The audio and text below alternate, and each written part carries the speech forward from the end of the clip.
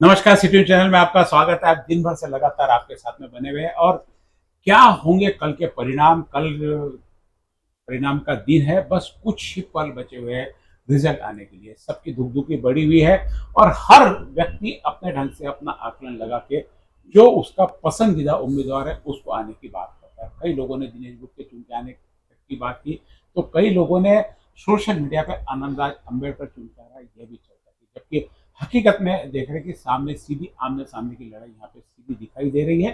Balwant Wankhede versus Navneet Rana, यानी भाजपा और कांग्रेस सीधी आमने सामने। तीसरी जो महत्वपूर्ण लड़ाई थी दिनेश गुप्ता की, वह भी चुनाव के समय से, चुनाव के दिन से ही उसी दिन से पिछड़ते हुए नजर आए। तो सर्वे में भी, पूरे आकलन में भी कहीं पर भी वो 1 लाख वोट से ज्यादा नहीं है। अभी तो हमने जाति न्याय जो सर्वे किया था उसमें दिनेश गुप्ता व अन्य टोटल पूरे के पूरे मिला के 1,15,000 के आसपास आ रहे हैं। और मुख्य लड़त जो है सीधी सीधी भाजपा और कांग्रेस के बीच में। तो मेरे साथ में संजय मापले और संतोष जी ठाकरे है। दोनों दोनों राजनीति में मंजे हुए खिलाड़ी है। संतोष ठाकरे चुनाव भी लड़ चुके हैं एमएलसी का और सक्रिय राजनीतिक के रूप में, राजनीति के विश्लेषक के रूप में बहुत सारी जानकारी रखते हैं। आपके सामने महत्वपूर्ण जानकारी यहाँ पे हमने अभी तक देखा कि जितने भी लोग यहाँ पे चर्चा में शामिल है, किसी न किसी उम्मीदवार के पक्ष में बोलते हैं। हम अभी यहाँ पे हकीकत क्या है उसका एनालिसिस करेंगे और जानेंगे कि जितने यहाँ पर अभी देश ठाकरे जिन्होंने बोल के गया उनकी बात में कितनी सत्यता थी और क्यों उनके पास मजबूरी होती। कल जीतू दूधा ने कहा कि 7 से 7.5 लाख के आसपास वोट नवनीत राणा को मिलेंगे और 3 से 4 लाख वोटों से जीत कर आएंगे, ऐसा किया। और अभी शहरों में पता चल रहा है कि बहुत जगह नवनीत राणा के, बधाई के और विजय के पोस्टर तक लगने चालू कर दिए। इतना आत्मविश्वास बीजेपी को और नवनीत राणा को यहाँ पे कितना विश्वास है, क्या होगा और क्या ऐसे एक दिन पहले इतना जल्लोष मनाना, यह किस दिशा में ले जाता है। संतोष जी, हमने आज अभी देखा कि चुनाव के परिणाम तो कल आने हैं। हर व्यक्ति यहाँ पे आता है, हम कितना भी डिस्कशन कर ले वो यही बोलता है कि कल का दिन आने दो, परिणाम आपको मालूम पड़ जाएंगे क्या होगा। कांग्रेस वाला को लगता है कि कांग्रेस के पक्ष में आएंगे, बीजेपी वालों को लगता है बीजेपी के पक्ष में आएंगे। बावजूद आज शहर भर में नवनीत राणा के विजयी होने के पोस्टर किस नजर से देखते हैं आप? थोड़ा उन्होंने रुकना चाहिए था और 12 घंटे या 16 घंटे रुक जाते थे तो सभी तरफ सारे चैनल पर भी उनके विजय की घोषणा हो सकती थी अगर चुनाव के परिणाम आने के बाद में। ये दिखाने की कोशिश है कि देखो भाऊ, देखो ताई, मैं तुम्हारे कितने साथ था, मैं तो शुरू से बोल रहा था कि आप ही चुन के आते हो और इसलिए मैंने तो 2 दिन पहले ही पोस्टर लगा दिया था। ये अपने अपनी नेतागिरी चमकाने का एक ये है, वो उसमें कोई ये नहीं है। यानी एक शौक के तौर पे और एक पूर्वानुमान की भाई अपना लीडर रहा। हाँ, मैंने तो बोला ही था, देखो मेरी बात सच हो गई। एक अच्छी उसकी श्रद्धा भावना हो सकती। हाँ। एक दिन पहले ही हमने घोषणा कर दी। चुनाव के बीच परिचर्चा में हमने देखा कि हर व्यक्ति अपने अपने ढंग से, कोई भी किसी भी हकीकत की परिस्थिति को मानने को तैयार नहीं। यहाँ तक कि नवनीत राणा को बीजेपी में प्रवेश लेने से तो आखिर तक, दिन तक काम करने तक भी कई लोगों के अलग अलग मत और अलग अलग हमने देखे। अमरावती की स्थिति अभी ऐसी है कि फिलहाल में जो दोनों पार्टी, हमने 2 सर्वे, मैंने बताया कि 2 सर्वे किए, जाति न्याय और विधानसभा, दोनों में करीब करीब नवनीत राणा को 5,09,000 वोट के आसपास मिल रहे हैं। किस नज़र से देखते हैं ये जो सर्वे हम लोग करते हैं, बाकी एजेंसी सारी करती है, हम लोगों ने तो हजार लोगों के सैंपल्स लिए थे उनके। अब हम भी थर्ड पार्टी सर्वे कराते, पूरे लोगों की एजेंसी अपॉइंट करते, उसके आधार पर जो आता है उसके आधार पर हम विश्लेषण, और हर व्यक्ति, हर हर जितने भी आपके सर्वे करने वाले हैं, जितने भी एग्जिट पोल है, सब थर्ड पार्टी कंटेंट, सब लोग, सब अपनी अपनी एजेंसी है, लोग लगाते हैं। और कुछ लोगों ने लाख के सैंपल लिए, कुछ ने 2 लाख के लिए, कुछ ने 5 लाख के लिए, ऐसे अलग अलग सैंपल्स लेके पूरे सर्वे कराए जाते हैं। कितना सटीक मानते हैं इन सर्वे को आप? क्या सर्वे पर कुछ आधार होता है? हाँ, होता है। लोग खुल के जो भी नहीं बोलते, लेकिन चर्चा से, बॉडी लैंग्वेज से, नजरों से जो कुछ पता चलता है तो उससे, उसके आधार पर अनुमान लगाना। देखो, आसमान में बादल है तो बारिश होगी, तो ऐसा तो अनुमान हर कोई लगाता है ना। कभी कभी बिना बरसे भी चल जाते हैं, बिना बरसे चले जाते हैं, बात सही है। जी जी। पर तभी लगाते हैं लोग अनुमान जब बादल दिखते। बादल है ही नहीं तो आज बारिश होगी ऐसा कोई बोलता नहीं है। तो ये इन्फेरेंसेस निकालना, और इसमें रिसर्च करने वाले लोग रहते हैं, उनको पता होता है कि किस तरह से किस प्रश्न को पूछा जाए, किस तरह से बात की जाए। बोलने वाला भाई दिल से बोल रहा है, मन से नहीं बोलते, लेकिन उनके ट्रांसपेरेंटली बोल रहा है, या नजर में से, उनके बॉडी लैंग्वेज से पता चल जाता है। और जैसे कि बात चली थी कि भाई 12 बजे तक तो चल रहा था, अपना शिट्टी चल रही थी, फिर 12 बजे के बाद पिछड़ गई लोगों के नजर में। हाँ, जब देखता है कि कोई बात ही नहीं कर रहा है, वो जब घूमते हैं लोग, घूमने के बाद बोलते हैं कि मैं 4 बूथ पे गया, मैं 4 गांव घूम के आया, मैं अचलपुर गया, मैं दर्रापुर गया, पर वहां शिट्टी का कोई नाम नहीं लिया। सर्वे ये भी कहीं ना कहीं से यस, ये काम करता है, एकदम ही वो ऐसे हवा में नहीं होते हैं, उसका भी कोई आधार होता है। हाँ, वो कितना सटीक बैठता है ये तो एग्जैक्ट पोल ही बताएगा। वो कल आने वाला समय 4 तारीख का, और कल सुबह 8 बजे से लगातार सिटी न्यूज चैनल पर काउंटिंग स्टेशन से भी और हमारे स्टूडियो से लगातार लाइव रहेंगे। हर पल पल की खबर, अमरावती का पूरा विश्लेषणात्मक वर्णन कल आपके सामने प्रस्तुत किया जाएगा। साथ में विदर्भ, महाराष्ट्र और देश के भी पूरे आंकड़े आपको हमारे इस चैनल के माध्यम से, आप एक चैनल पर भी रहे तो आपको पूरी की पूरी देश की जानकारी हमारे चैनल के माध्यम से आपके टीवी तक, आपके हाथ में मोबाइल तक, जो सोशल मीडिया का प्लेटफॉर्म आप यूज करते हैं उस तक पहुंचाने का हमारा पूरा प्रयास रहेगा। आप हमारे साथ में जुड़े रहे। बहुत बढ़िया, हमने जो बहुत बढ़िया 2 अलग अलग एजेंसियों के सर्वे किए, और सर्वे का विश्लेषण के रूप में आज हमने बहुत सारे लोगों को बुलाया था। तो करीब करीब सर्वे के साथ में सब लोग जुड़ते चले गए। कोई ने भी ये नहीं कहा कि नहीं ऐसा नहीं हो सकता। कुछ जगह ये लग सकता है कि जैसे कल कहा कि धार्मिका इतना नहीं हो सकता। धार्मिका जो 60% वोट नवनीत राणा को, यानी 600 लोगों ने करीब करीब नवनीत राणा के पक्ष में हमारे साथ में सर्वे के समय बोला था। ये 600 लोग हो सकता है, 600 लोग जो है कुछ उस फील्ड में, हालांकि हमने कहा था कि सब फील्ड, सब एरिया सभी इसका चाहिए, इसके लिए एजेंसी अपॉइंट की थी हमने। तो उसमें जो डाटा है 600 लोगों को नवनीत राणा ने 600 लोगों को पसंद किया। वहीं पे बलवंत वानखेड़े को 300 लोगों ने पसंद किया, और दिनेश भी, क्योंकि इसके पीछे लॉजिक भी बहुत सारे, कि दिनेश भी वहां चलने के कारण प्रहार का भी वहां पे मतदार राजकुमार पटेल का, तो इसलिए ये सारे आंकड़े कहीं तो भी हमको नहीं पहुंच जाता तो उसके करीब करीब जरूर आपको पहुंचाते। एक वजह ऐसा नहीं है कि 5,09,000 वोट नवनीत राणा को मिले, और वोटिंग में यदि 7.5 लाख वोट मिलते हैं जैसे कहा कि, और बलवंत वानखेड़े को 3 लाख वोट मिले, ये सर्वे बहुत फिर सर्वे से पूरी डिफरेंट स्थिति होती, और ऐसा कहीं पे भी होता हुआ नजर नहीं आता।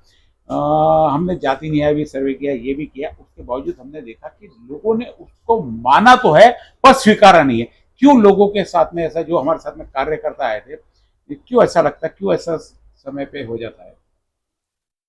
आता आपण जो 2 दिवसा अगोदर आपण जो सॅम्पल सर्वे केला, आणि काल परवा आपण टॉकिंग सर्वे केला, आणि त्या आता तुम्ही सांगितलं की काही लोकांनी त्या सर्वेला मान्यता दिली पण स्वीकारलं नाही। आता मान्यता दिली, एखाद्या गोष्टीला मान्यता देणे, पण त्याचा पर्याय शब्द होते तो स्वीकारणे। मान्यता दिली त्यांनी की बा तुमचा सर्वे बरोबर आहे, पण एखादी गोष्ट व्यक्ती, हमको मान्य नहीं, पण एखादी गोष्ट मन मानायला तयार नहीं, एखाद्या मन मानने को तयार नहीं होता है। एखाद्या गोष्टी स्वीकारत तोपर्यंत नाही जोपर्यंत त्याला ऍक्च्युअली खरं कळत नाही। कारण की असं आपल्याला अनेक वेळा पाहायला मिळालं आहे। म्हणजे आता काही महिन्या अगोदर राजस्थान आणि दूसरा वो उनके विचारों के अनुकूल नहीं होता है, इसलिए वो स्वीकारते नहीं। काल परवा आता राजस्थान आणि मध्य प्रदेशच्या निवडणुका झाल्या, सगळे एक्झिट पोल कसे फोल गेले पाहिलं आपण। 2004 ची आपण निवडणूक पाहिली, बिहार पाहिलं आपण, पश्चिम बंगाल पाहिलं आपण, कर्नाटक पाहिलं आपण। ये भी एक सर्वे अंदाज रहता है लोगों के निकाल के। विश्वासार्हता कशी कमी होते? दुसरी विश्वासार्हता ही त्या त्या लोकांच्या विचाराच्या मानसिकतेवर राहील। समजा आता स्वीकारलं कोणाने, जे लोक ज्या ज्या पार्टीचे कार्यकर्ते किंवा पदाधिकारी आहे, आणि तुम्ही तर त्याच्या विरोधामध्ये सर्वे दिला तो मानायला तयार होणार। Correct correct. आणि तुम्ही कालपर्यंत असं म्हटलं की नवनीत राणा 7,000 मतांनी निवडून येणार. नवनीत राणा सबने मानलं, सगळ्यांनी मानलं की हे करेक्ट आहे, 705 जरी तरी चालते, पण नवनीत राणा येणार. म्हणजे हा एक भाग झाला. आज आपण जातीय समीकरणामध्ये आपण असं पाहिलं की जातीय समीकरणामध्ये आपण बलवंत वानखडेंना आपण 36,000 मतांची आघाडी दाखवली. अंदाज आहे हा आपला अंदाज झाला. लगेच त्यांचे जे कार्यकर्ते त्यांनी काय सांगितलं की सिटी न्यूजवर आपला 36,000 मतांनी आघाडी दाखवली, म्हणजे काल त्या 7,000 होत्या, आपण 36, म्हणजे आपलं मतदान वाढलं. हे गोष्ट कळाव्या मार्गाने की या 2 दिवसामध्ये मतदान तर केव्हाच झालं, मतदान होऊन आता जवळपास 38 दिवस झाले, पण 2 दिवसामध्ये हा जो डिफरन्स झाला 36,000चा आणि 29,000 मतदान 2 दिवसामध्ये कसं वाटलं. त्या 2 शक्यता होत्या. त्या आता एक शक्यता होती मतदारसंघ निहाय आणि तिथे असलेले कार्यकर्ते आमदार, ही शक्यता एक होती. त्यात 7,000 नवनीत राणा पुढे ठरतात. दुसरी शक्यता होती जातीय नियम, दीज आर द पॉसिबिलिटी, ह्या शक्यता आहेत. आणि मग या पद्धतीने जर हे चाललं असेल, वेव चालली असेल, हा, तर मग 37,000 बलवंत वानखडे पुढे येतात. आणि नेता आणि कार्यकर्ता आणि पक्षाप्रमाणे चाललं असेल तर 7,000 नवनीत राणा येतात निवडून. ह्या 2 पॉसिबिलिटी आहे. बात में संतोष भाई उसमें दो अलग अलग एजेंसियों के सब टोटली कहीं एक दूसरे से संबंधित जातिगत समीकरण में हमने उनके लीडर, उनके कार्यकर्ता, उनकी सामाजिक संस्थाओं की लिस्ट, उनके सामाजिक उनकी जरूरत है, उनका साथ में उनका अटैचमेंट, ये सारी चीजों पे यानी इमोशनली और लॉजिकली पूरा का पूरा उसमें डिटेल स्टडी की और उसके आधार पर सारा निकला. लेकिन दोनों में विशेष बात निकली कि नवनीत राणा को 5,08,000-9,000 वोट ही दोनों में मिले. दोनों में कहीं पे ये आंकड़ा इतना संभावित पण आपल्याला हे पण ऐसा अभी नवनीत राणा को एक सिटिंग केंद्र सरकार की पार्टी से वो चुनाव लड़ रही है, तो उनको 5 लाख तक आप पहुंचा रहे हैं सर्वे में. अब बलवंत वानखड़े को भी 5 लाख तक पहुंचा रहे हैं. 5 लाख के ऊपर दोनों को वोट मिल रहे हैं, दोनों को 5 लाख प्लस वोट्स मिल रहे हैं. तो मतलब सर्वे ये नहीं है, हवा में नहीं है. हवा नहीं, कई बेस है उसका. हाँ, लोगों में जो धारणा है वो धारणा आपके सर्वे में आ गई है, सर्वे में दिखाई दे रही है. और 7,000 से नवनीत राणा जीतती है या 37,000 से जीतते हैं, ये दीज आर द 2 पॉसिबिलिटी है. साइंटिफिक है, ये हवा वाला नहीं है बात. अगर अब कौन सा फैक्टर काम किया, अगर लीडर्स और एमएलए जो मैंने देखा आपका सर्वे, उसके आधार पर जो अपने मतदार संघ न्याय किया, किसको कहां से कितने वोट्स मिलते हैं, उसमें 7,000 से नवनीत राणा जी आगे है, वो एक पॉसिबिलिटी है. अगर 7,000 से पोजीशन पे आ रही है, 7,000 से नवनीत राणा जीतती है तो वो समीकरण काम किया पार्टी का, बराबर है, मतदार संघ का. हाँ, पार्टी और कार्यकर्ता और नेता का. अगर 37,000 से बलवंत वानखड़े जीत के आते हैं तो ये समीकरण काम किया, जातिगत समीकरण काम किया. यानी दोनों का आधार है, दोनों जो है वो साइंटिफिक है, गलत नहीं है. होना भी नहीं, अभी पूरे नहीं, फैक्टर कौन सा काम किया वो एग्जैक्ट पोल बताएगा. यस, इसके अलावा और 2 पॉसिबिलिटी होती है, बादल आए हैं, बरसेंगे या नहीं बरसेंगे, ये होता है. तो उस तरह से जब कार्यकर्ता है, जब यहाँ पे सर्वे में करते हैं, कार्यकर्ता के हिसाब से नवनीत राणा को 6 लाख के ऊपर वोट मिलना चाहिए, कांग्रेस के कार्यकर्ता के हिसाब से बलवंत वानखड़े को 6, तो दोनों को 6 तो मिल नहीं सकते. कहीं ना कहीं तो उसको बेस लगेगा ही लगेगा. नाही, मागच्या वर्षी मला वाटते नवनीत राणा एवढंच मतदान होतं. म्हणजे ये तीसरी बात अभी महत्वाचं आपण असं पाहिलेलं आहे की जेव्हा म्हणजे पिछले बार की अवस्था क्या है, नहीं, एक संघ कांग्रेस उनके साथ में थी, एक संघ राष्ट्रवादी उनके सामने. नाउ फ्रैक्चर्ड एनसीपी हो गई और फ्रैक्चर्ड कांग्रेस हो गई, फ्रैक्चर्ड शिवसेना हो गई. मतांची जी संख्या आहे आपण पाहिलं की 4,76,000 मतं आनंद अडसूळांना भेटले होते आणि 5,10,12,000 मतं नवनीत राणा भेटले होते. आणि तेव्हा 36,000 मतांनी नवनीत राणा विजय झाले होते 2019 मध्ये. अभी 36,000 से, आणि आता तो डिफरन्स काढला तो योगायोग समजा, तो योगायोग आहे, 3 जगह का योग बढ़ रहा. हा योगायोग आहे. हे 36 कन्वर्ट 36 झाले का, म्हणजे हा जो योगा म्हणजे हे समीकरण आपण मांडलं नाही. हे समीकरण राजकीय योगायोगाने जोडलेलं समीकरण आहे. राजच्या 36,000 मताचा असा फरक होता, यावेळी 36,000 मताचा फरक होत आहे. आता मतदानचा विषय राहिला, मतदान तेवढंच आहे जेवढं मागच्या वेळेस होतं. फक्त संतोष भाऊ तुम्ही जे सांगितलं की मागच्या वर्षी काँग्रेस, राष्ट्रवादी काँग्रेस सगळे पक्ष सोबत होते, त्याच्या समर्थनात कॅन्डिडेट होत्या. आणि यावेळेस बिलकुल ज्यांचं समर्थन 2019च्या निवडणुकीवर नवनीत राणांना होतं, आज ते दोन्ही पक्ष प्लस तिन्ही पक्ष प्लस शिवसेना, जी हा म्हणजे दोन्ही पक्ष त्यांच्या आज अगेन्स्ट मध्ये आहे आणि तो उनके शिवसेना मतदान में फर्क नहीं है, पण त्यांच्या मतदानामध्ये फरक नाही जो आहे. मत की क्वांटिटी आ रही हाँ.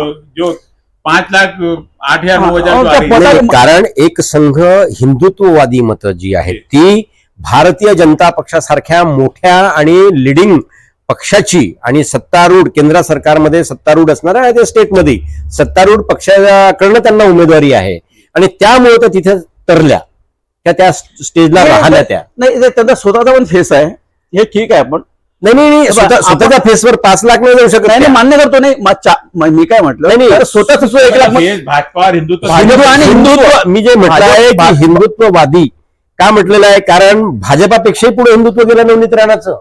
हनुमान चालिसा आणि ते प्रदीप कुमार मिश्रा आणि या सगळ्या प्रकरणामध्ये कोसो दूर पुढे भाजपाचे जेवढे कार्यकर्ते, निष्ठावान कार्यकर्ते, जुने कार्यकर्ते, जाणते कार्यकर्ते हिंदुत्वामध्ये ते मागे पडतील. नवनीत राणा आणि रवी राणा हिंदुत्वामध्ये पुढे गेलेले आहेत. जी जी जी म्हणजे यांच्यापासून हिंदुत्वाचा आदर्श घ्यावा. मग फरक नाही पडला ना.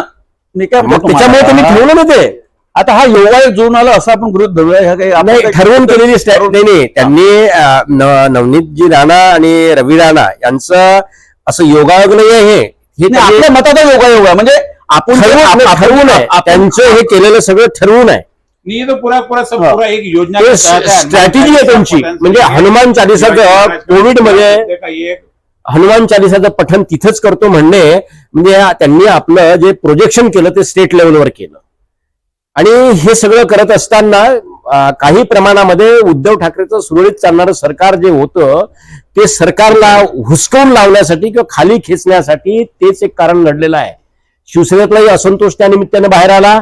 स्वस्त आणि कोविडमुळं घरात बसलेली भाजपाही पुढे आली आणि त्यावेळेचे जे काय प्रकरण असेल सगळे घडलेले ते अंबानीच्या घरासमोर स्फोटकं ठेवण्यापासून सगळं ते सगळे बाहेर आले आणि ती भाजपाला एक संधी वाटली आणि भाजपाने त्या संधीचा फायदा घेतला. त्याला कारण नवनीत राणाच आहे. त्यांना लोकसभेची निवडणूक लढवायची आहे, आमदारकीची निवडणूक लढवायची आहे. कसे राहतात लोक, त्यांना निवडणूक लढवायची आहे. तो माणूस कुणाशी गोड बोलून चांगला बोलून जवळ कसं होईल यांनी स्ट्रेटेजी अलग है, यांनी पंगा घेतला. इनसे अलग है. हा यांनी दाखवून दिलं. हरदम चर्चाओं में किस प्रकार करेक्ट. चर्चाओं में रहकर एक अपर लेवल पे एक इंडिया लेवल की फेम जो बनना है. बच्चू कडूशी घेतलं, भाजपांच्या नेत्याशी घेतलं, संजय खोडकेंशी त्यांनी पंगा घेतला.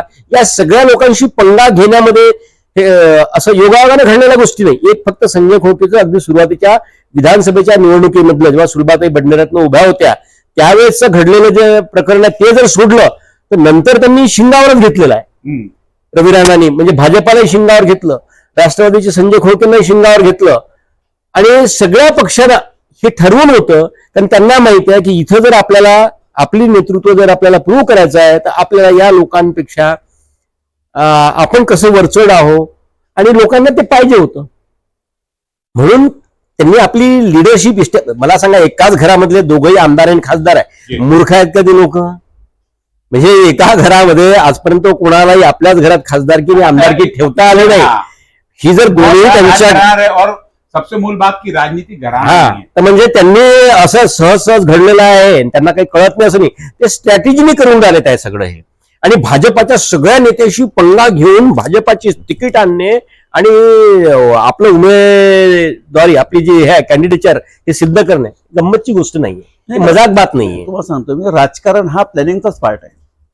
स्ट्रॅटेजी त्यांची काय आहे आणि प्लॅनिंग असेल तर लोकांची जुळवायची असते ना. यांनी तोडायची केली ना. नाही कसं आहे तुम्हाला सांगतो. निगेटिव्ह केलं नाही, पॉझिटिव्ह नाही केलं. नाही, काय त्याच्यामध्ये काय झालं, आपण शिवसेनेला कमी दुखवलं का? हनुमान चालिसामध्ये आता जे थोडस आपल्याला जे Navneet Rana neck to neck one side का नाही झाली, हे जे शिवसेनेशी पंगा घेतला आणि हनुमान चालिसामुळे जे वातावरण बिघडलं गेलं हे लोकांना आवडलं नाही आणि त्याच्यामुळे आपल्याला ते नेक टू नेक वाटते. नाही तर रवीराणा वन साइड निघून गेल्या असत्या. वन साइड को यदि गेल्या असत्या. बीजेपी के साथ में जब गए तो वन साइड का प्रश्न इससे नहीं आता कि बीजेपी का देशव्यापी पूरा का पूरा पोलराइजेशन चालू है.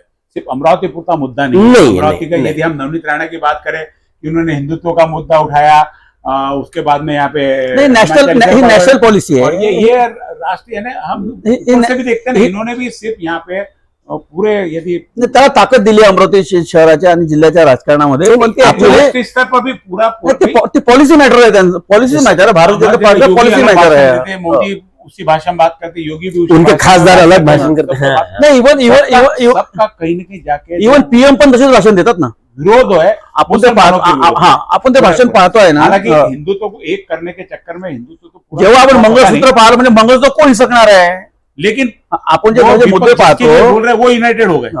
हाँ, उसके कारण पूरा पोलराइजेशन का फर्क उनके ऊपर पड़ा, वो एक हो गए।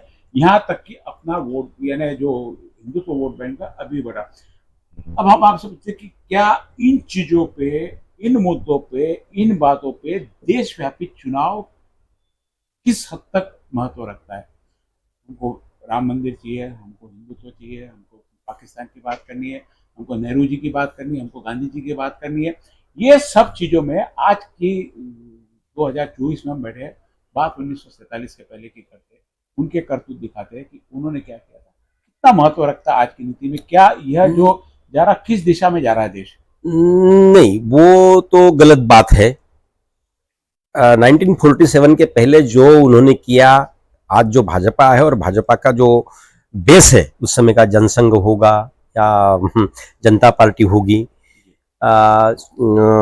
स्वाधीनता के पहले जनसंघ होगा, तो वो कोई लाइक नहीं करेगा। पर अब वो पीढ़ी चली गई, भूल गई, उसका ही वो अभी गैर फायदा ले रहे हैं। गैर फायदा कौन ले रहा? अभी की भाजपा ले रही है। कांग्रेस को बदनाम करना, नेहरू को बदनाम करना, इन्होंने कुछ नहीं किया, इन्होंने देश भी कर दिया। हमने 370 उस समय घटना में रखा, इसलिए कश्मीर हमारे पास रहा, जिसके ऊपर हम अधिकार बता रहे हैं आज। नहीं, ये तो बोलते 370 लगा नहीं था कश्मीर उसी समय। नहीं, उस समय का इतिहास पढ़ो, उनको कहो उस समय नेहरू जी ने और सरदार वल्लभ भाई पटेल ने जिस तरह के वहां के राजा हरि सिंह को मनाया, वहां का राजा हिंदू था, प्रजा सारी मुस्लिम थी, और मुस्लिम प्रजा का झुकाव जो था पाकिस्तान की तरफ था। इन्होंने राजा को कन्विंस करने की कोशिश की, तो फिर भी राजा कन्विंस नहीं हुआ। नहीं, जब आक्रमण हुआ, जब मदद मांगी राजा हरि सिंह ने भारत सरकार को, उस समय के headed by the Jawaharlal Nehru जो प्रधानमंत्री थे, तो उन्होंने कहा हाँ, मदद करने के लिए तैयार है, आप शामिल हो जाओ। तो बोले उस तरह से, फिर कुछ कंडीशंस रखी गई, बोले हाँ ठीक है, आपका अलग रहेगा, आपके यहाँ कोई दखल नहीं देगा, आपकी नीतियां अपने अनुसार चलेगी। लेकिन संघ राज्य का भाग, भारतीय संघ राज्य का एक भाग बनाने के लिए इन्होंने 370 कलम डाला। कांग्रेस ने या उस समय के पार्लियामेंट ने तत्कालीन जो भी आवश्यकता, हाँ, वो जरूरत थी, वो अगर नहीं डालते थे तो वो आते ही नहीं थे। उस समय वहां की प्रजा जो थी, वो सारी प्रजा जो है, वो पूरी की पूरी प्रजा पाकिस्तान के फेवर में थी, और पाकिस्तान के फेवर में होने के कारण उस समय उनको बताया गया कि देखो, आपके जो अधिकार है वो कायम रहेंगे, आपके अधिकार पर कोई हनन नहीं करेगा आपके अधिकारों का, इसलिए आप हमारे साथ जुड़ जाओ। इसलिए एक विशेष प्रावधान किया गया 370 का, वो 370 रखा गया, इसीलिए 75 ईयर्स तक, अभी 75 साल तक कश्मीर भारत में रहा, अदरवाइज उसी समय चला जाता था जी। अब परिस्थिति अलग होगी उसको शामिल करने के लिए, अब 370 हटाना भी जरूरी आगे सारे अपन जरूरी हो गया था। वो पीढ़ी नहीं रही, समय भी आ गया था, वो पीढ़ी नहीं रही अभी। तो इन सारे मुद्दों को लेके हम चर्चा करते कि नेहरू जी ने उस समय ऐसा किया, गांधी जी ने तो इस बार खुद के प्रोजेक्ट, जहां तक हमने देखा कि भारतीय जनता पार्टी ने, और भारतीय जनता पार्टी तो खैर नाम रह गया, सिर्फ मोदी जी पार्टी का नाम ही मोदी जी हो गया। मोदी जी ने जो तरह के, मोदी ऐसा करता है, मोदी ऐसा किया, और नेहरू जी ने, हमारा बोलना था कि वहां से लेके तो यानी दिल्ली से लेके गली तक जो बात बोलते हैं, तो गली तक भी वही प्रचार चालू है जो ऊपर दिल्ली में चलता है, पोलराइजेशन का। तो इसमें विकास के मुद्दे पर बात जो होनी चाहिए थी, विकास के मुद्दों पर बात नहीं होती है। अमरावती शहर का डेवलपमेंट कैसा करना, उसके ऊपर बात नहीं होती है। हमने जो काम किए उसके ऊपर बात नहीं होती है। हम बात करते हैं मंगलसूत्र की, हम बात करते हैं कि यदि ये नहीं आया तो ऐसा हो जाएगा। हमने कई बार कहा कि आप ये सरकार नहीं आई तो सबके लोगों को हरे घर, पता नहीं ये कहाँ तक उचित है। क्यों विकास की बात नहीं करते? आखिर 85% जनसंख्या जिनकी, उनको 15% लोगों से डर क्यों बताया जा रहा है? ये तामझाम और ये सब झकझोर करने वाले, चमक दमक वाला सब हमको विकास दिख रहा है। ये तो नेचुरल कोर्स में कोई भी प्रधानमंत्री रहता तो हो जाता था। ये सड़कें बनाना, ये रेल लाइन बिछाना, जरूरत है जिस समय ये हो रहा। ऐसा वो अरे विकास हो दे। जब हम स्वाधीन हुए तब हिंदुस्तान में कितनी फैक्ट्रियां थी, क्या बनता था? अंग्रेजों ने जब हमको देश दिया, वो निकल गए यहाँ से, और नेहरू जी के या कांग्रेस के हाथ में जब देश दिया तो ये इतने नहीं, तो ये बना, धीरे धीरे बनने लगा। आज मेरे 2 पीढ़ियां पहले गांव में हम रहते थे, मेरे पिताजी भी गांव में रहते थे, आज मैं शहर में रहता हूं। मेरे जैसे सारा जितना सारा शहर बड़ा है, ये सारे गांव में रहने वाले लोग थे। तो हमारे पिताजी ने कुछ नहीं किया क्या? हम ही बड़े निकले तुर्रम खा के, हम आके अमरावती में मकान बना रहे, बंगलो बना रहे करके। हम, हमारे बाप ने कुछ नहीं किया, ऐसे ही बोलना पड़ेगा। जी जी। अरे उस समय की स्थितियों में उन्होंने जो किया, हमने हमारा डेवलप, हाँ, ये आगे आगे डेवलप होगा। अभी मशीनरी आई, उस समय रास्ता बनाने में, खेत बेच के हमने कार ले ली, टार रोड बनाने में उस समय कितना समय लगता था। वो बड़े बड़े ये चलते थे, पूरे रोड रोलर चलते थे, रात भर चलते थे, हाथ से वो टार बिठाना, डांबर बिछाना पड़ता था। आज मशीनरी आ गई है, एक दिन में 10 किलोमीटर रोड हो जाता है। आज अगर पर्वतों में से रास्ता बनाना है तो मशीनरी आ गई है, ये समय के हिसाब से होता है। समय के मशीनरी आई है, मशीनरी आई तो डेवलपमेंट का स्पीड भी बढ़ेगा। पहले जो होता था, अब हम जहां बैठे इसकी बात करते हैं, हम आज इलेक्ट्रॉनिक्स मीडिया से हम यहाँ बोल रहे हैं, लोगों के पास इमीडिएट पहुंच रहा है। जी जी। पहले में क्या होता था, जो कोई घटना होती थी वो 8 बजे तक जो घटना पहुंचती थी प्रेस में, वो रात में छपती थी, सवेरे छपने के बाद पेपर बांटते थे, लोगों को 8 बजे पता चलती थी। मीडिया में ऐसा था, पहले कैसेट तैयार होती थी, तो कैसेट यहाँ से पहले के पत्रकारों भेजनी पड़ती थी। हाँ, पहले के पत्रकारों को कुछ नहीं समझता था, अभी क्या समझ रहा है। ये डेवलपमेंट जो है, ये नेचुरल कोर्स है, यही नहीं है, पूरे दुनिया में हो रही है। अब ये जिस तरह से हम ये विकास को देखते हैं, हाँ ठीक है, इनका स्पीड कुछ ज्यादा होगा। इनका स्पीड अगर डेवलपमेंट का ज्यादा है तो लोन का भी ज्यादा है, कर्जे भी ज्यादा लिए हुए हैं। अगर उन्होंने आरबीआई से सारा पैसा निकाल के गवर्नमेंट के तिजोरी में डाल दिया है, अब आप देखिए, जो आपदाओं के समय के लिए जो रिजर्व फंड होता है, जिसको आज तक हमने 75 साल में हाथ नहीं लगाया था, मोदी जी के सरकार ने वो निकाल लिया है पैसा। विपदा अगर आ गई तो हमें समझेगा इमरजेंसी फंड की क्या कितने अहमियत होती है। और खुदा न करे या ईश्वर न करे ऐसा हो कि ऐसी कोई विपदा इस देश पर आए, पर अगर आए तो समझ में आएगा लोन कितना बढ़ गया है। हम ये सारे विकास हो गया तो उन्होंने स्पीड भी बढ़ाया, ये तो सही बात है। उतना, हाँ, उतना पैसा भी डाला, हम पैसा कितना इकट्ठा कर रहे हैं। आज ही मिल रहा है, अभी टोल टैक्स बढ़ गया बोलते हैं हाईवे का, जीएसटी नहीं जीएसटी, और जिस तरह से टैक्स छीन रहे हैं, आप पता नहीं करो। अभी तो यूनिवर्सिटी के ऊपर आज ही मैंने अखबार में पढ़ा कि उनको 1.25 करोड़ 1.5 करोड़ का उन्होंने जीएसटी का भेज दिया। अब बच्चे एग्जाम के लिए पर्चियां भरते कि यूनिवर्सिटी कमा रही के पैसे, उस पर भी टैक्स लगा दिए।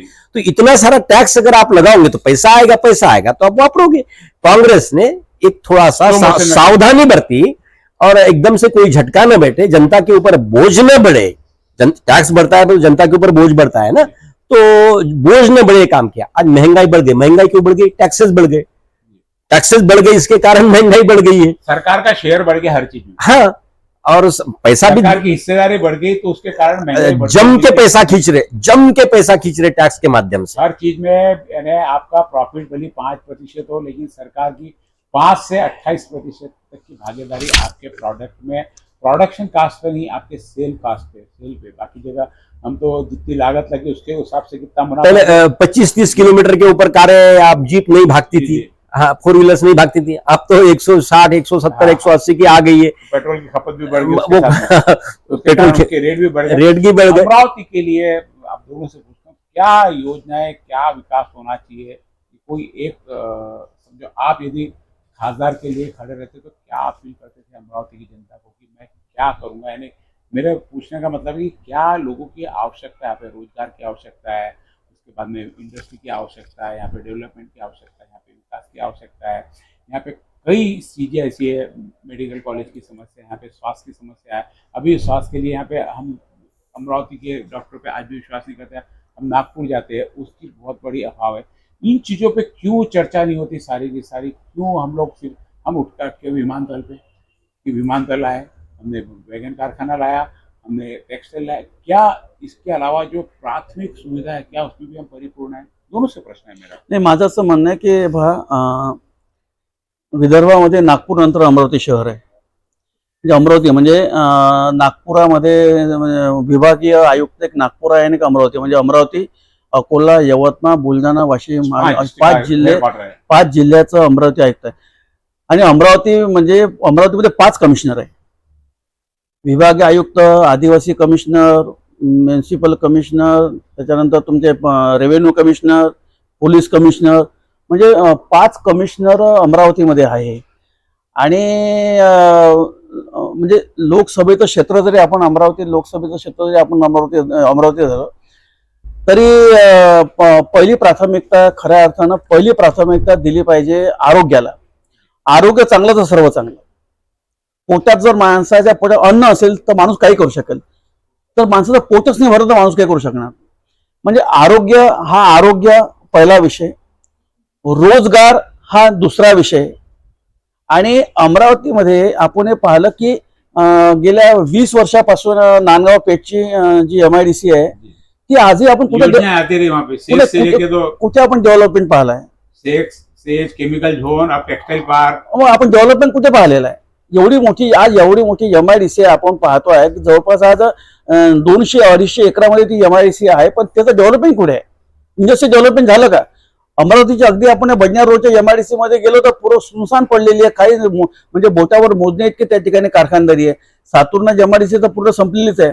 प्रतिभाताईंनी त्या वॅगन कारखान्याचं जेव्हा उद्घाटन केलं होतं तर वॅगन कारखान्याची आजची परिस्थिती काय.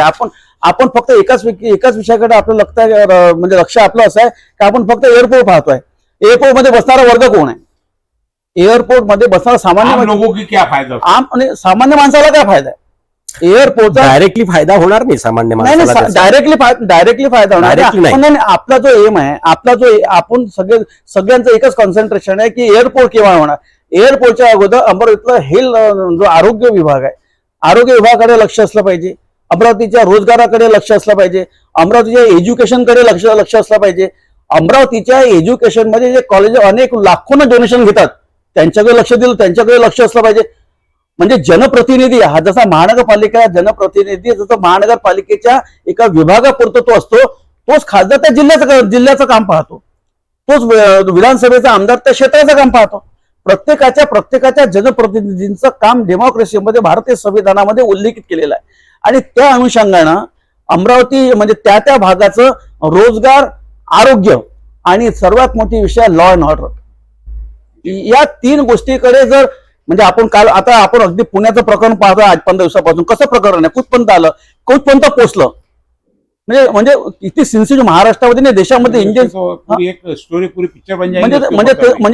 म्हणजे आपण अगदी ऍक्च्युअली रिअल परिस्थिती पाहून राहिलो, जे आपण केव्हा तरी सिनेमामध्ये परिस्थिती पाहतो होतो. रक्त बदललं, अमुक बदललं, तमुक बदललं, ते ऍक्सिडेंट झालं, ते म्हणजे आपण रिअल स्टोरी आपण पाहतोय.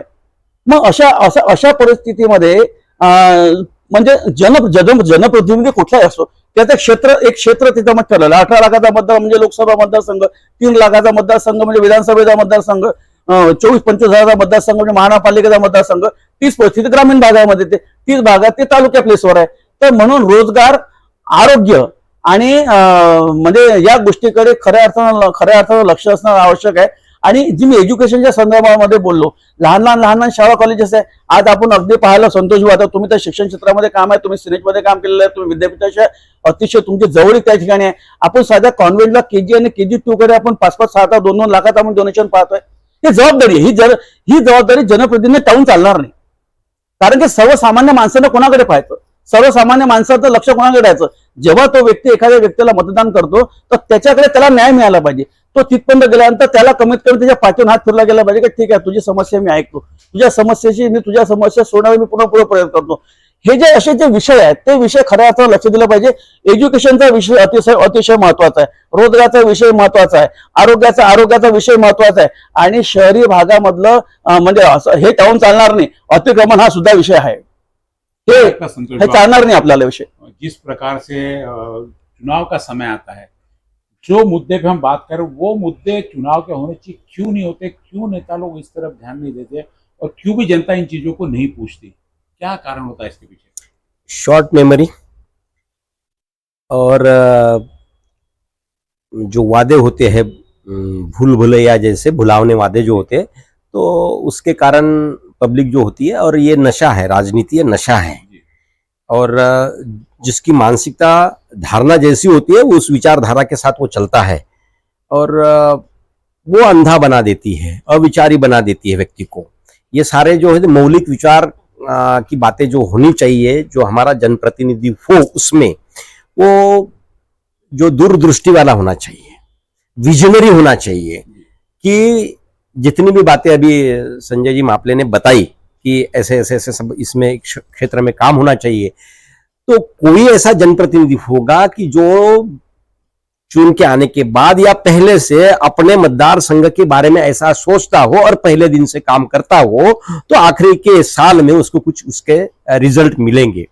कोई करते नहीं, पार्टी से खड़ा होना, बड़प्पन के लिए मैं आमदार बन गया, मैं खासदार बन गया। अगर मन से कोई जनप्रतिनिधि करना चाहे कि मेरे कॉन्स्टिट्यूशन का वो स्टडी करना चाहिए, रिसर्च करना चाहिए कि क्या क्या सुविधा है, किसका अभाव है, क्या चाहिए, किस तरह से ऊंचाई पे मेरे इसको लेके जाना है, एक ये अगर सोचता है लीडर, हम सोचते हैं कि हमको टिकट मिलना चाहिए, वो टिकट कैसी मिलेगी, जातिगत समीकरण से मिलेगी या धर्मगत समीकरण से मिलेगी या पार्टी के जो होते हैं हाईकमांड उनसे अगर अच्छे रिश्ते रखेंगे तब से मिलेगी। क्योंकि कोई अच्छा पढ़ाई करने वाला, स्टडी करने वाला, विचार करने वाला, विजनरी, जिसके पास दृष्टि हो डेवलपमेंट की, उसको कोई उम्मीदवारी देता है?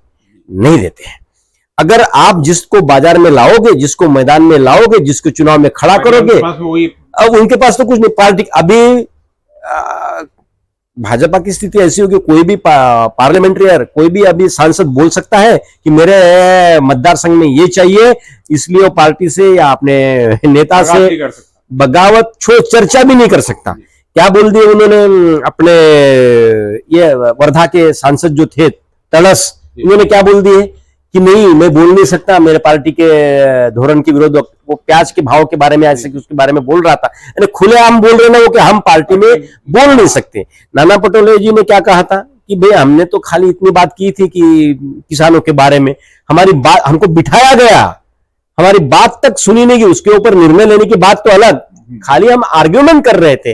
आर्ग्यूमेंट करना मतलब है कि किसानों की बात रख रहे थे उनके सामने, स्थितियां ऐसी ऐसी है, ये तो वो सुनी भी नहीं गई, इसलिए वो बाहर पड़े, ऐसा वो कारण बताते हैं। और कारण बताते भी है और सही भी है। कोई भी मिनिस्टर अभी जो है वर्तमान केंद्र सरकार में जितने भी केंद्रीय मंत्री है, पहले तो भी थोड़ा सा निर्मला सीतारमण का, जेटली जी का, वो सुषमा स्वराज का चलते थे, अब तो राजनाथ सिंह तक को भी पीछे छोड़ के दो ही नाम चल रहे हैं, अमित शाह और मोदी जी। हाँ, बाकी दूसरे नाम जो चलते नैरेटिव सेट करने के लिए चलते हैं, कोई तो स्टेटमेंट बाहर है उसके ऊपर चर्चा होती रहे। कोई ये बोल सकता है कि ये केंद्रीय मंत्रिमंडल डिसीजन लेता है? नहीं, जो राजा बोले और दल हाले, ऐसी बात हो गई है। इसके कारण यहाँ जनप्रतिनिधि जो होना चाहिए वो स्टडीज होना चाहिए। लक्ष्य तुम्ही मला परिस्थिती तानाशाही की तरफ हम अग्रसर नहीं हो रहे, पूरी वन मैन शो की तरफ। हाँ, ये तो सब बोल रहे हैं और हो गई है परिस्थिति भी हो रही है। एक ये लोकशाही के नाम पे चुनाव एकमात्र दिखावा बन के रह जा रहा है। हाँ, सारी मशीनरी अब केंद्र सरकार के हाथ में है और तानाशाही शुरू हो गई है। अब वो सरकार में है या पार्टी में है, अब पब्लिकली वो दिखाई नहीं दे रही है, पर सारी पब्लिक को तभी दिखाई देंगी जब वो पूरे उसमें दलदल में फंस जाएंगे। तब क्या हाथ में बचेगा? कुछ लगता है कि इन सारी चीजों की परिस्थिति चेंज होगी, लोगों को समझ आएगा कि नहीं हमारे साथ में गलत हो रहा है, या कोई जनप्रतिनिधि को ऐसा समझ में आया कि नहीं मेरा ये कर्तव्य करना चाहिए, लेकिन पार्टी का मैनिफेस्टो, पार्टी के आदेश, इसके ऊपर ये जनप्रतिनिधि चुन के आता रहा। और एक फेस के आधार नेग्लिजेंस ऑफ द पब्लिक, 43 जगह यदि चुनाव लड़ा जाता है कि आप सिर्फ मोदी को वोट दीजिए, स्थानीय कार्यकर्ता को भी उसमें डोमिनेट फील होता तो भी ये सब चीजों को देखते हुए ये चीज जनता तक भी जानी चाहिए। और हमारा सारा एग्जिस्ट पोल पूरा बता रहा है 400 तक की सीटें बता रहा है, 300 से लेकर 400 तक की सीटें बता रहा। जो व्यवस्था चल रही है हम ये मान के चलते कि पब्लिक उनको मान रही है, जो व्यवस्था उसको एक्सेप्ट कर रही है। क्या ये भी विपक्षियों को एकजुट होना पड़ेगा और वो वैसा होते हुए दिखाई नहीं दे रहा है। ये जो इंडिया आघाड़ी बनी थी, बनने से पहले ही बनते ही उसमें से नीतीश कुमार बाहर पड़ गए, तो ये जनता विश्वास करे किस पर? फिर उसके बाद में जो है अपनी ममता दीदी बाहर उसमें से निकल गई, और 2-4 लोग ऐसे जो उन्होंने किनारा कर लिया, यानी बनने के पहले ही बिखर गई। जी जी। और बनने के पहले तो ये त्याग होना चाहिए विपक्षियों में। तो हर एक कोई चाहता है कि विपक्षी एकजुटता का अभाव है, बिल्कुल अभाव है। हाँ, वह सारा का सारा प्रयास अब गठबंधन की राजनीति में ऐसे किसी भी एक पार्टी, ऐसा बोल सकते हैं, बिल्कुल करेक्ट का अभाव, उनकी जो ताकत है मोदी जी और अमित शाह जी, और विपक्ष का जो एकजुटता मनोबल तोड़ रही, वो मनोबल तोड़ रहे हैं। और जो कहीं जाता है तो उसको भी तोड़ना शुरू है। हमने देखा कि कई भ्रष्टाचारी नेता को बीजेपी ने स्वीकार करके उनके भ्रष्टाचार खत्म कर दिया। भ्रष्टाचार ऐसे ही खत्म होते रहा तो कुछ दिनों बाद में निश्चित रूप से नहीं, भ्रष्टाचार खत्म नहीं हुआ। नहीं, भ्रष्टाचार जो नहीं हुआ उसको तरफ से खत्म हो गया। जामा अलग पहना दिया। इलेक्ट्रोल बॉन्ड में क्या दिखाई दे रहा है? वो करप्शन नहीं है। ये करप्शन नहीं है क्या इलेक्ट्रोल बॉन्ड? अब तो उसको मैं दोहराना नहीं चाहूंगा, समय नहीं आप मैं लेना चाहूंगा, पर इलेक्ट्रोल बॉन्ड में जो हुआ वो भ्रष्टाचार नहीं है, वो केंद्र सरकार का नहीं है, वो क्या किसी स्टेट सरकार का है? किसी एक भ्रष्टाचार भी बोल सकते हैं ना। नहीं, वो फिर आप जामा कुछ भी पहना हो उसको हम नहीं, जो अरुण जी जेटली ने पार्लियामेंट में वो इलेक्ट्रोल बॉन्ड का बिल रखते हुए जो बातें कही थी, उसके ऊपर जो भाषण दिया था, आप सुनिएगा उसको क्या बोला। अब तो सीधा सीधा दिखाई रहा है, जिनको धंधा दिया उनसे चंदा लिया बोल रहे, सीधे सीधे बोल रहे। तो ये भ्रष्टाचार तो खत्म नहीं, भ्रष्टाचार खत्म नहीं हुआ। और दूसरी बात जो है, ये जो सारे उद्योगपतियों को जिस तरह से कर्जा माफ किया जा रहा है, जिस तरह से उनको सहूलियत दी जा रही है, देना चाहिए। देखो, उद्योग नहीं बढ़ेंगे, देना चाहिए, पर वो भी तो तय करना चाहिए। हाँ, सभी को देना चाहिए। आप किसी बड़े घरानों को, बड़े बिजनेस कारपोरेट हाउसेस को दोगे और छोटे छोटे बिजनेस को मारोगे, तो इससे कैसा देश चलेगा? देश नहीं चल पाएगा। तो ये इसके लिए जनप्रतिनिधियों ने आवाज उठानी चाहिए। दूसरा, सरकार डेवलपमेंट नहीं कर सकती, सरकार रोजगार निर्माण नहीं कर सकती, ये हमारा भ्रम है। हम सरकार के ऊपर डिपेंड है। ये जो रोजगार निर्माण होता है, ये बिजनेस मनी करते हैं। ये जो इंडस्ट्रियलिस्ट होते हैं, जो बिजनेस पर्सन्स होते हैं, वो नए नए उद्योग अगर चलाते हैं तभी उसमें रोजगार होगा।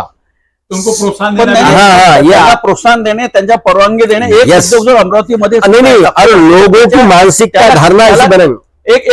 एका मुद्द्याकडे आपण वळूया। महत्वाचं म्हणजे किती वेळा इलेक्ट्रिक जाते, लाईन किती वेळा जाते अमरावती में? अभी तो दिन में 4-5-7 बार लाइन जा रही है पूरी अमरावती की स्थिति। हे प्रत्येक काम शेडिंग का प्रश्न नहीं है। हे प्रत्येक काम हे जनप्रतिनिधीच्या अंतर्गत मोठे, जनप्रतिनिधी त्यावर आवाज उठवला पाहिजे की आता एमएससीबीची किती वेळा लाईन चालली आहे, तुम्ही मला सांगा, किती वेळा लाईन जाते एमएससीबीची? वो चला मुद्दा टैक्स का चला, टॅक्स महानगरपालिकेचा टॅक्स महत्वाचा नाही है। अरे गेल्या आपण 50 वर्षापासून आपण कुपोषण बड़ा मजाक किया गया भारतीय अपने अमरावती के लोगों के साथ में कि चुनाव के पहले किसी ने तो बोल दिया कि अजित पवार ने टैक्स कम कर दिए और सब तरफ चला, लोगों को राहत मिल गई करके, टैक्स तो उससे ज्यादा आने लगा। बढ़ा था उसका 1.5 पट पे आके 2.5 पट कम कर दिया। ऐसा भी नहीं हुआ, ऐसा भी नहीं हुआ, कुछ नहीं हुआ, नहीं कुछ नहीं हुआ। टैक्स जितना था जैसा कि वैसा ही आया हुआ है। तो उन्होंने मंत्रिमंडल में घोषणा की, ये धूल झोंकने वाली बात जो है ना, उसका गजेट निकलना चाहिए था, नोटिस निकलने चाहिए, वो कहीं नोटिस पहुंचे, ये धूल झोंकने वाली बात। सारी सब जगह महानगरपालिका में प्रशासक है, कहीं पे भी जनप्रतिनिधि नहीं है। इससे प्रशासक को जो ऊपर से शासन बोलता उसके निर्णय को मान्य करके लोगों का, और यहाँ तो वसूली भी सख्ती से वसूली चालू कर दी गई है। ये थी हमारी चर्चा लोकसभा के चुनाव पर, क्या मुद्दे होने चाहिए। कई हम दिन भर चर्चा कर रहे हैं, 2 दिन से लगातार स्थानीय मुद्दे उसमें लुप्त हो गए, चर्चा कर रहे हैं, तो उसमें कहीं पे भी स्थानीय मुद्दे और स्थानीय प्रतिनिधि को वो वेटेज नहीं है जो केंद्रीय नेतृत्व बोल रहा है कि सिर्फ मेरे नाम पे बोल दो। क्योंकि भाजपा भी कहीं नहीं रहेगी, मोदी होगी, मोदी सरकार होगी, भाजपा सरकार नहीं। पहले हम कांग्रेस सरकार की बात करते थे, केंद्र सरकार बोलते थे, केंद्र सरकार बोलते नहीं, पार्टी के नाम से सरकार चलती है, कांग्रेस की सरकार, गठबंधन की सरकार है, जनता दल की सरकार है। अब वो शब्द हट गया, मोदी सरकार है, मोदी सरकार नाम आ गया। तो ये व्यक्ति विशेष में जो ये जानबूझकर नेरेटिव सेट किया है, वो जानबूझकर। एक व्यक्ति, एक नेशन और वही देखो आज जो है कि भाजपाई बोलो या मोदी जी बोलो या शाह जी बोलो, ये कांग्रेस को और नेहरू को कोसते हैं। आने वाला भविष्य में इनको इतिहास इनको कोसेगा कि मोदी के कारण ऐसा हुआ, मोदी के कारण ऐसा हुआ, भाजपा के कारण ऐसा होगा। देखो, ये तो चक्र है वो चलेगा और जहां से शुरू किया वहां पे आके रुकेगा वो। ये थी हमारी आज की चर्चा एक विशेष सब्जेक्ट पे। हालांकि दिन भर हम जब चर्चा कर रहे थे कौन आएगा कौन जाएगा, किसको कितनी जाति के वोट मिलेंगे, कौन से मिले, इस पे सारी चर्चा रही। और पुराने आज हमने जो चर्चा की कि क्या मुद्दे होने चाहिए थे चुनाव में, जो पूरी तरह नजर दोनों पार्टी की तरफ से नजर दी गई। किसी ने भी कहीं पर भी, यानी इवन पक्ष सत्ताधारी पक्ष है वो भी और विपक्ष दोनों ने भी कहीं पे भी अमरावती में इस बारे में बात नहीं की कि अमरावती स्थानीय मुद्दों का क्या स्थान होना चाहिए।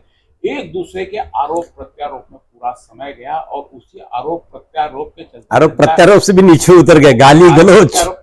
जनता ने ये किया कि हमको किसको वोट देना है, उन्होंने अपना तय कर लिया और मत पेटी में बंद कर दिया।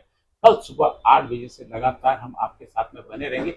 जो हमने चर्चा की क्या वह हम मतदान के रूप में उसे देखेंगे, जो लोगों ने क्या स्थानीय मुद्दे क्या मतदान के रूप में देखेंगे, जो लोगों ने वादे किए क्या उसमें देखेंगे। ये तो अब कल का वक्त बताएगा कि कौन जीतेगा कौन हारेगा, क्योंकि एग्जैक्टली यहाँ पे अभी रुझान बदलते जा रहा है। हर व्यक्ति से रुझान बदलते अभी तक हर व्यक्ति की सोच अलग है। हम बिजनेसमैन से पूछते तो उसकी बात अलग है, एक ठेले वाले से पूछते तो उसकी जरूरत अलग है, ऑटो वाले से पूछते उसकी जरूरत है, एक उद्योजक की जरूरत अलग है, एक शिक्षक है उसकी जरूरत अलग। इन सारी जरूरतों को पूरा करने के लिए हम सरकार की जो सरकार बनाने जा रहे हैं, जिसकी यहाँ हम एक प्रतिनिधि चुने, वो प्रतिनिधि क्या उन चीजों में सक्षम है। मुझे लगता है हमने जितने प्रतिनिधि, कोई इन मुद्दों पे बात नहीं करता, कोई चर्चाओं पे बात नहीं करता। नुकसान किसको है, यदि कोई नवनीत राणा आती तो नुकसान किसको है, बलवंत वानखड़े आता तो नुकसान किसको है। हम अपना फायदा और नुकसान देखते। जहां तक 80% लोग जो मतदाता जिन्होंने मतदान किया, किसी को कोई फर्क नहीं पड़ता कि नवनीत राणा आए या बलवंत वानखड़े। मात्र 10% लोग जो लाभार्थी है, शिक्षक संस्था है, उद्योगपति है, जिनके ठेके हैं, जिनका काम सरकार कॉन्ट्रैक्टर्स, उन लोगों को सिर्फ सरकार के या प्रतिनिधि जनप्रतिनिधि बदलने का प्रभाव पड़ेगा। बाकी 80% हमने कई लोगों से अभी चर्चा में भी किया, तो कई लोगों को ऐसा उत्तर दिया कोई भी हमें क्या फर्क पड़ता है। ऑटो वाले से पूछो भैया कांग्रेस भी आया तो हमको ऑटो चलाना है, हमने कांग्रेस के राज में भी ऑटो चलाया, सेना के राज में भी ऑटो चलाया और आने वाले सरकार के राज में भी ऑटो चलाना, हमारे उसमें कोई फर्क नहीं पड़ने वाला है। जब इस फर्क नहीं पड़ता है और ऐसी सोच लोगों की हो गई है तो कहाँ यह देश जा रहा है। क्यों लोगों को अपने खुद के प्रति और देश के प्रति प्रेम निर्माण नहीं होता कि इसका विकास होना चाहिए। क्योंकि कहीं तो भी नेता लोग हमारे वादे तो करते हैं लेकिन प्रोजेक्ट करने में चूक जाते हैं। प्रोजेक्ट तो छोड़ो, अभी जिस बातों पे मुद्दों पे चर्चा होनी चाहिए मुद्दों पे भी हम चर्चा करते हैं। मंगलसूत्र आपका छीन लेंगे, हम आपके प्लाट छीन लेंगे, ये रहेंगे तो ऐसा हो जाएगा, वो रहेंगे तो ऐसा हो जाएगा। इन मुद्दों पे सारी की सारी आपने 10 साल में निश्चित रूप से बहुत विकास किया, डेवलपमेंट किया। कहा कि स्पीड अच्छी थी, कर्जा लेके भी विकास किया, लेकिन किया यह माना है तो उस विकास पे क्यों बातें नहीं होती। क्यों आपको ऐसे समय लोगों को 15% लोगों को 85% लोगों को डर का 15% लोगों से आपको वोट मांगना पड़ता है। निश्चित रूप से कहीं तो भी देश की जो दिशा जा रही है उसके में एक चिंतन करने वाली बात है। चिंतनशील लोगों ने इस पर चिंतन करना चाहिए कि इसका सोल्यूशन क्या हो सकता है। चर्चाओं में आपके साथ में जुड़े रहेंगे। आप दोनों हमारे स्टूडियो में आए, महत्वपूर्ण जानकारी आपका बहुत बहुत धन्यवाद।